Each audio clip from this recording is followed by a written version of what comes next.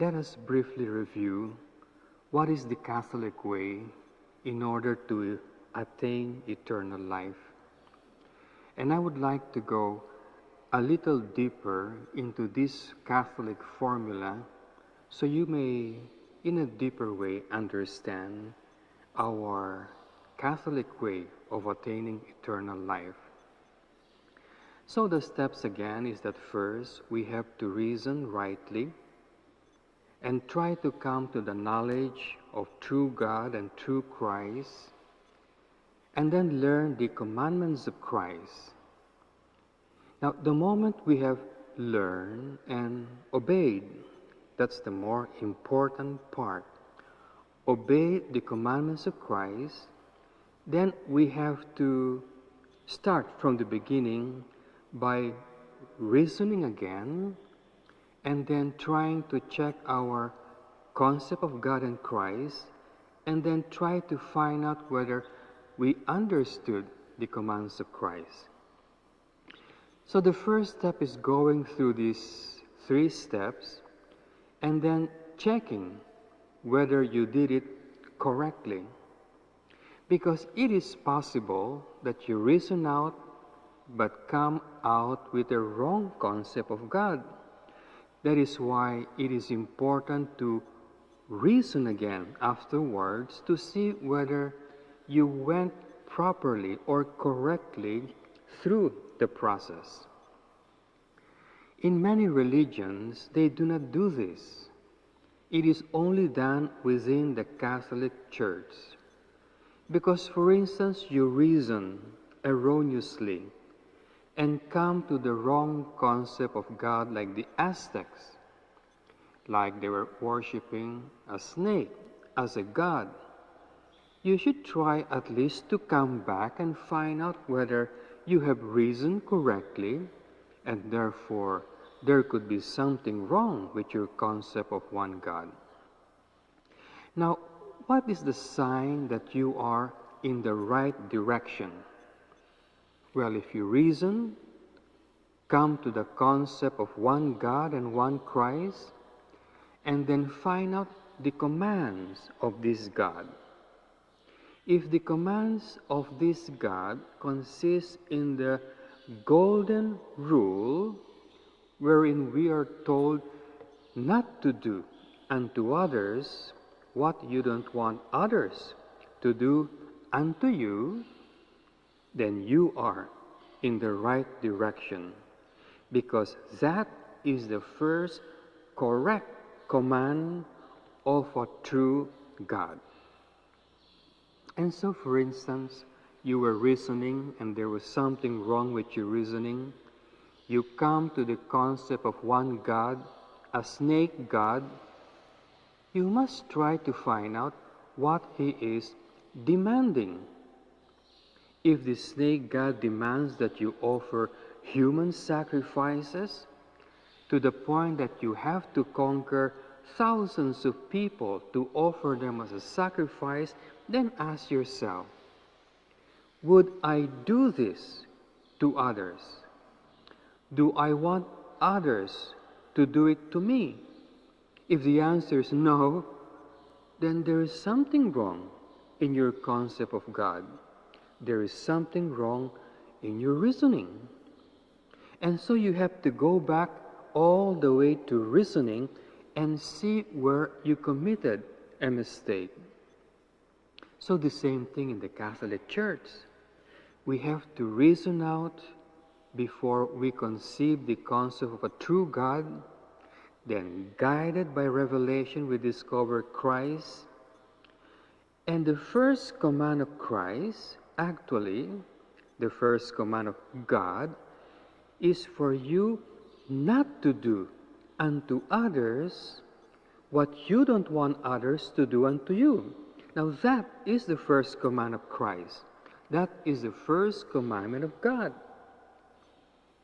Now, if we see Catholics doing to one another what they do not want done to them, it means that they have disobeyed the commands of Christ. Either they have not learned the commands of Christ, or if they have learned it, they have disobeyed it. The disadvantage of disobeying a command is your reasoning completely gets haywire. You cannot reason correctly anymore. While on the other hand, if you obey the first commandment of God not to do unto others what you do not want others to do unto you, you have obeyed the command, and now when you reason again, you will notice that your reasoning had improved. And then when you come to the concept of true God, that your concept of the true God has improved. And when you come to the concept of Christ, you will see that you know Christ more. And not only that, you will note that you understand the commandments of Christ a little better. And so the process goes around all over again. If you disobey your greater understanding of the commands, your reason again goes haywire. It is unable to think logically, and your concept of God and Christ is diminished or completely destroyed. This, therefore, is so important that we always check our reasoning and our concepts. And the nice thing is that we have scriptures and the fathers to check things out. If you want to find out whether you are obeying the commands of Christ in the right way, just check the fathers of the church. If you want to find out whether you are reasoning logically, just check the fathers of the church. If you want to find out whether your concept of God and Christ are correct, just check the fathers. And so in the whole process, you will notice we have a principle, a source by which we can check if we are in the right track. In the last lesson, we mentioned to you the fact that obedience to all the commands of Christ is the sign of true faith that makes you deserving of eternal life. And disobedience, even just to one command of Christ, shows that you have no faith, you do not know God and Christ, and you have not reasoned rightly. In the last lesson, we showed you the state of the Catholic Church, or the men within the Catholic Church, and we showed you that it was in a big mess. And we told you the reason is because they have forgotten or set aside the teachings and the writings of the fathers of the church. It all began from the 1400s, and it still continues up to now, this miserable state of the Catholic Church. Now we have to emphasize that because, especially when we were criticizing the seminaries, because the bishops and the priests who are going to lead us come from seminaries. And if they do not know the commandments of Christ, they are going to mislead us.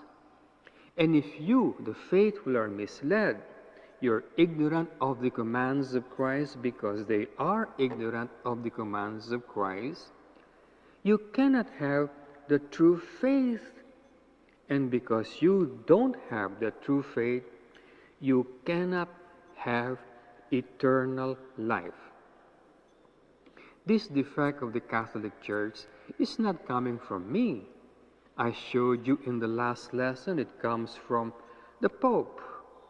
It comes from very reliable sources, from offices of congregations in Rome, and further proven by scientific research on seminaries. And this, therefore, is so important to us. That's why you will notice that every reform in the Catholic Church always begin in reforming the seminaries. It is easy to analyze the state of the church. Though it is such in bad state, it is very easy to find solution, because the defects of the Catholic Church has always been the same from time immemorial, from the time of Augustine, the 1500s, the 1800s, and up to now. It's the same problem. It never changes. What is this problem? A complete disregard of the commands of Christ. And what's the solution? The same. It's the same solution from the time of Augustine to the 1500s to the 1800s up to now. The solution is to teach them the commandments of Christ. But learning the commandments of Christ is just one part of the solution. The obstacles we have seen are illogical thinking, too much emotion, and the refusal to think. All factors exist today. But even if you teach people like you the commandments of Christ and how to do them, we still have one obstacle, and this is hard-headedness. It was probably the defect of Adam and Eve, for even if Eve fell, disobeyed God, and followed the serpent, Adam should have used his head. His defect was, well, he was a little hard-headed. And it is always what is happening when there is a renewal in the Catholic Church. The commandments of Christ are taught, how to obey them are taught, but usually very few of them learn and obey the commandments of Christ. The rest, the majority, reject the commandments of Christ, all because of hard-headedness. In this lesson, therefore, we hope that you be among the few who follow Christ and not among the many who are lost. For Christ had said, "Many are called, but few are chosen."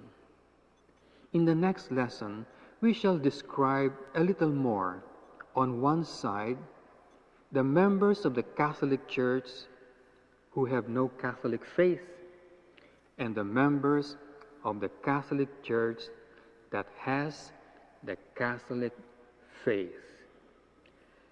May the divine assistance always be with you.